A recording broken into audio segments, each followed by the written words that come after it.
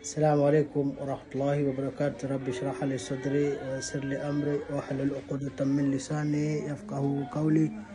Tuko Malindi hapa bwana na Sheikh wangu bwana Sheikh Saad. Bwana alikuwa kuyaumwa, kichwa cha muuma, halali cha msumbua. Sasa today we did the service. Alhamdulillah. Sasa the recommendation itakuja kutoka kwa mwenyewe Sheikh Saad. Sheikh Saad.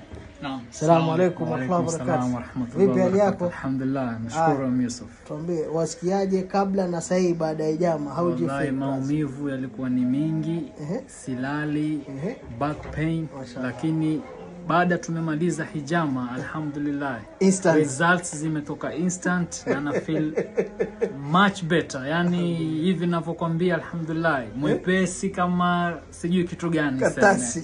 Lakini alhamdulillah wallahi ajab, highly recommend jamaa mfanye hijama.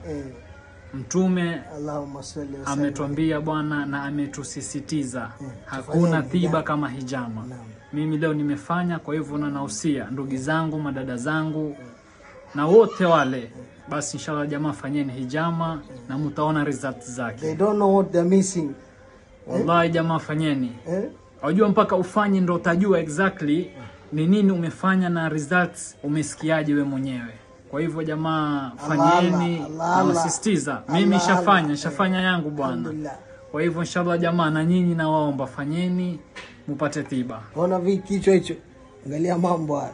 Angalia vitu. Amazing. Wallahi nashukuru. Instantly relief. Ona mambo haya. Mashallah. Allah akupe afya inshallah. Amen inshallah. Na vijembe pengine usikia uchungu wa kijembe? La. The sanctions were fine. Fine kabisa alhamdulillah. Atekela afya. Hakuna uchungu kabisa nimesikia. Wa salama inshallah. Amen shukran. Amen Yusuf shukran. Amen inshallah. Assalamu alaykum wa rahmatullahi wa barakatuh.